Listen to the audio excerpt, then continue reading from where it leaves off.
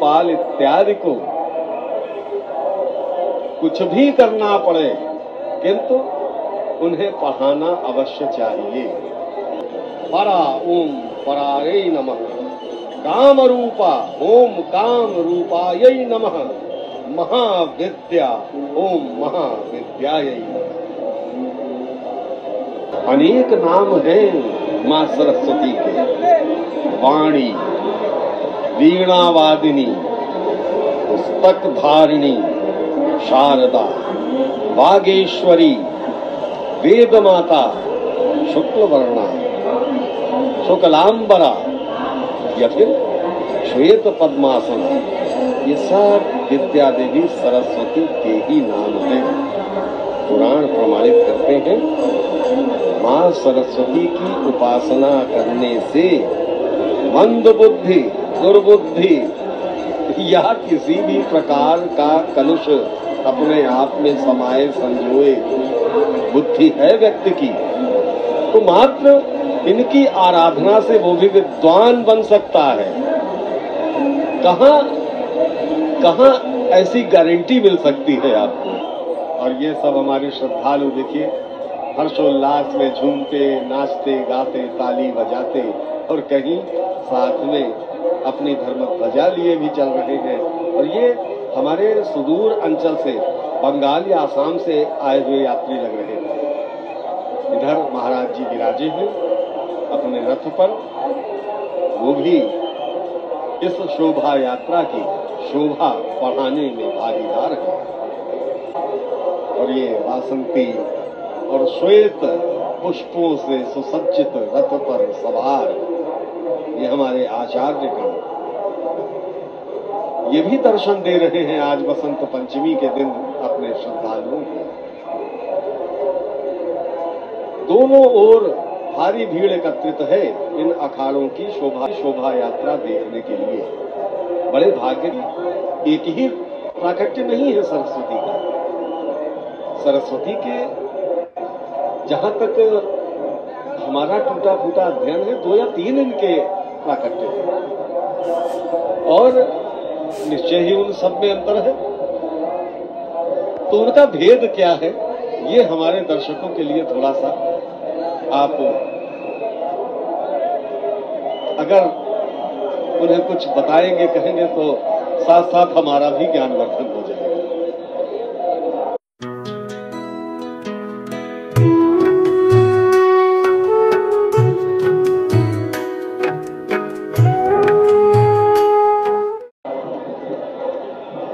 तो हम 3 रूपों में ज्ञान तत्व की उपासना करते हैं। ज्ञान की गंगा का प्रचार प्रसार करते हमारे ये आचार्यगण, वो तत्व है सरस्वती अर्थात ज्ञान।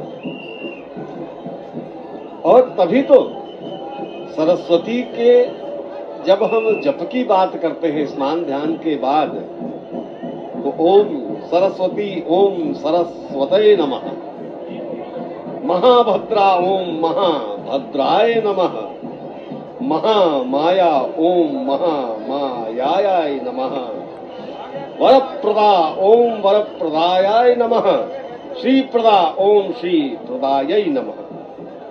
लक्ष्य एक, ज्ञान, ज्ञान और ज्ञान। युधिष्ठिर ने पूछा था भगवान मार्कंडेय से, कहा था कि पृच्छामि त्वाम महाप्राज्ञ। युधिष्ठिर पूछेंगे तो किसी महान ज्ञानी से ही पूछेंगे। स्वयं बड़े धर्मराज के रूप में है युधिष्ठिर, तो कहते हैं कि पृच्छामि त्वाम महाप्राज्ञ नित्य त्रैलोक्य दर्शिनम् कथयत्वं समासेन येन मुच्येत किमुक्तम्। सभी प्रकार के पापों से जो है कोई ऐसा उपाय बताइए कि सभी तरह के जो पाप हैं उनसे मुक्ति हो जाए, जो उसको नष्ट कर दे, मुक्ति ना मिल जाए, सब पापों का समन हो जाए।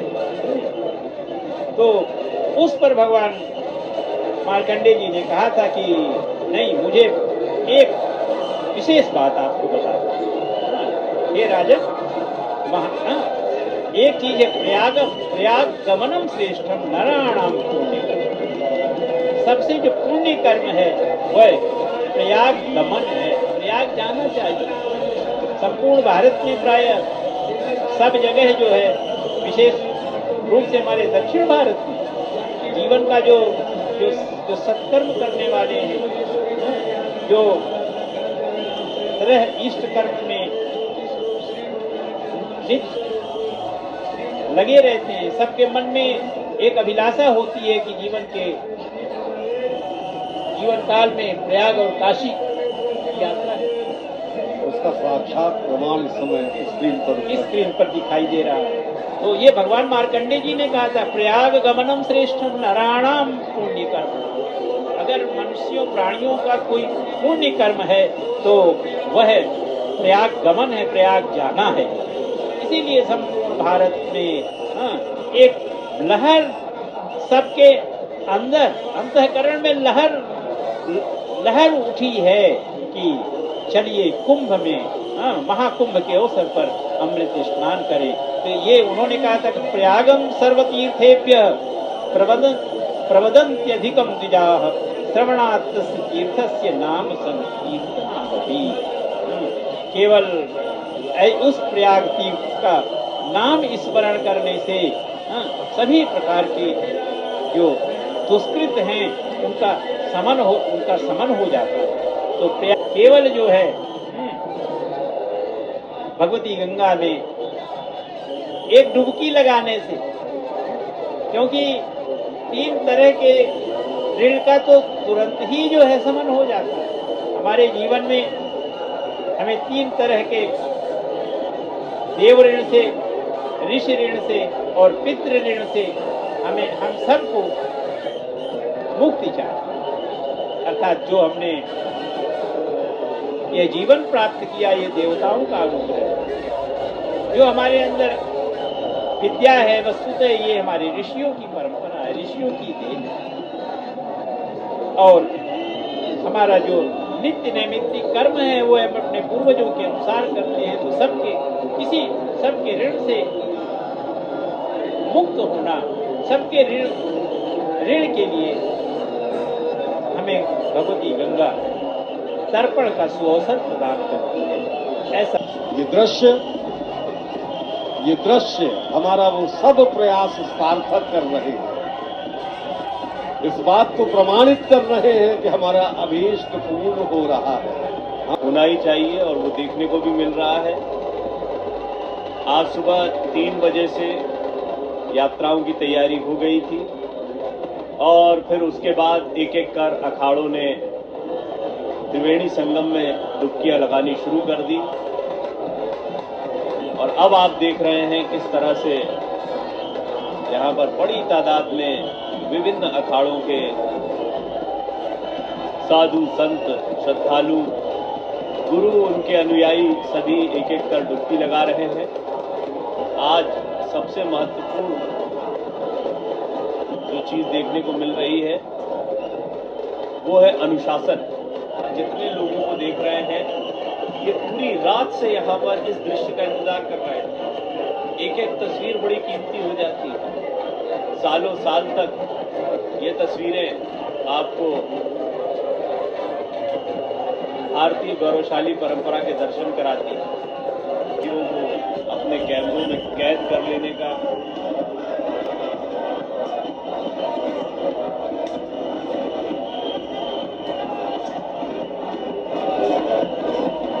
यहाँ पर स्नान का इंतजार किया जा रहा है। वो 30 साल के अंतराल के बाद अपने ही नक्षत्र में प्रवेश करेंगे। ये बहुत बड़ी घटना है, इसका प्रभाव अनेक राशियों पर पड़ेगा और जिन राशियों पर इसका सकारात्मक प्रभाव पड़ेगा उन जातकों को अपार रिद्धि, समृद्धि, धन, यश, कीर्ति, वैभव इत्यादि की प्राप्ति के योग बनना शुरू हो जाएगी। तो ये बहुत सुखद संयोग और उस सुखद संयोग को और सुखदायी बनाते हुए हेलीकॉप्टर पुष्प वर्षा कर रहा है। अखाड़ा उनके जितने श्रद्धालु हैं, और अभी ये देखिए हेलीकॉप्टर पुष्प वर्षा करके हमारे ऊपर से जा रहा है, उसका कंपन भी महसूस कर पा रहे हैं। तो ये भी एक अद्भुत अपने आप में इस जगह पर बैठकर आप तक इस सजीव चित्रण को पहुंचाना भी एक बड़ा सौभाग्य है। हमने देखा कैसे महाकुंभ की शुरुआत हुई और उसके बाद में मकर संक्रांति, मौनी अमावस्या और आज वसंत पंचमी के अवसर पर द्वितीय और अंतिम अमृत स्नान को लेकर बहुत ही उत्साह देखने को मिल रहा है। आज का दिन इसलिए भी महत्वपूर्ण है क्योंकि अखाड़े स्नान करने के बाद अपने अपने गंतव्य की तरफ चले जाएंगे। इनमें से कई अखाड़े हैं जो काशी की तरफ प्रस्थान करेंगे। बड़ी आस्था और बड़ी तादाद देखने को मिलती ही है, लेकिन पूरे प्रयाग में आप कुंभ क्षेत्र को ही पाएंगे। पूरे प्रयाग में आपको श्रद्धालु दिखाई देंगे और यहाँ तक कि सिर्फ प्रयाग ही नहीं, बनारस और आसपास के जितने क्षेत्र हैं वहाँ भी श्रद्धालुओं की बड़ी तादाद ने एक अलग माहौल पूरे देश में पैदा किया। साल 2025 की शुरुआत एक बहुत ही बड़े आयोजन के साथ हो रही है। यात्रा निकलने को एकदम तैयार, बल्कि कहिए प्रस्थान कर चुकी है और अब निर्मोही अनी के पश्चात पंच दिगंबर अनी अखाड़े का स्नान होगा, ये निश्चित है। ये भव्य शोभा यात्रा और उसमें रथों पर विराजमान ये हमारे आचार्यगण इस बात का संकेत देते हुए कि हम हैं सनातन के सिपाही। सभी का, मानव मात्र का एक ही है उस परम तत्व में विलीन हो जाना। और ये तत्व ज्ञान कहाँ से आता है? ये तत्व ज्ञान देने के लिए ही तो हम आग्रह करते हैं, अनुरोध करते हैं, अनुनय विनय करते हैं अपनी अधिष्ठात्री देवी माँ सरस्वती से। ज्ञान मुद्रा ओम ज्ञान मुद्राय नमः, रमा ओम रमायै नमः, परा ओम परायै नमः, काम रूपा ओम काम रूपायै नमः, महाविद्या ओम महाविद्यायै नमः। विद्या और ये स्नान प्राप्त करके प्रफुल्लित मुद्रा में हाथ हिलाकर कैमरे की तरफ देखते हुए अपने देश प्रदेश घर परिवार को संदेश दे रहे हैं कि ये देखो हम आ गए, गंगा में पुण्य की डुबकी पा गए। अपने लिए ही नहीं, तुम्हारे भी सुंदर भविष्य की कामना करते हुए माँ गंगा से आशीष की अपेक्षा की है, अर्चना की है। हेलीकैम शॉट आज भी कितनी सकारात्मक सजीव चित्रण को हमारे सामने रखता है, वो आप इन दृश्यों से देख सकते हैं। हेलीकॉप्टर के जरिए कामनाओं के संदेश आना और वसंत पंचमी के आयोजन होना शुरू हो गए। आज इसलिए भी विशेष है क्योंकि ब्रह्म मुहूर्त की तिथि आज से है और आज जिस समय हम आपसे बात कर रहे हैं मुहूर्त चल रहा है और उस दौरान ज्यादा से ज्यादा अखाड़े अपने स्नान को संपूर्ण करने के लिए संगम तट की तरफ बढ़ते हुए दिखाई दे रहे हैं। दशनामी नागा सन्यासी संतों का मुख्य दायित्व परमात्म चिंतन के साथ सनातन धर्म की रक्षा करना भी रहा है। ये एक तरह की आर्मी रही है, इसलिए शस्त्र और शास्त्र दोनों से सुसज्जित ये आपको दिखाई पड़ती है। महर्षि परशुराम के समान ही इनका जीवन शास्त्र चिंतन से उदात्त रहता है और इसीलिए आप भगवान परशुराम की छवि को भी इन नागा साधुओं में देखते हैं। आप स्नान करें, गंतव्य को प्रस्थान करें, अन्य यात्रियों को स्नान का अवसर दें और दोहरे पुण्य के भागीदार बने। क्यों दोहरे पुण्य के? अरे भाई, पहला पुण्य तो आपने अर्जित कर लिया स्वयं स्नान करके, किंतु यदि आप सहायक हो जाते हैं अन्य श्रद्धालुओं के स्नान में, तो फिर क्या होगा? उनके पुण्य का भी एक अंश आपको प्राप्त होगा। तो ये होगा दोहरा पुण्य।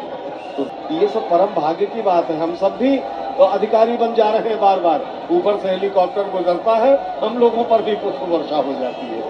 तो ये आहा, आनंदित बाबा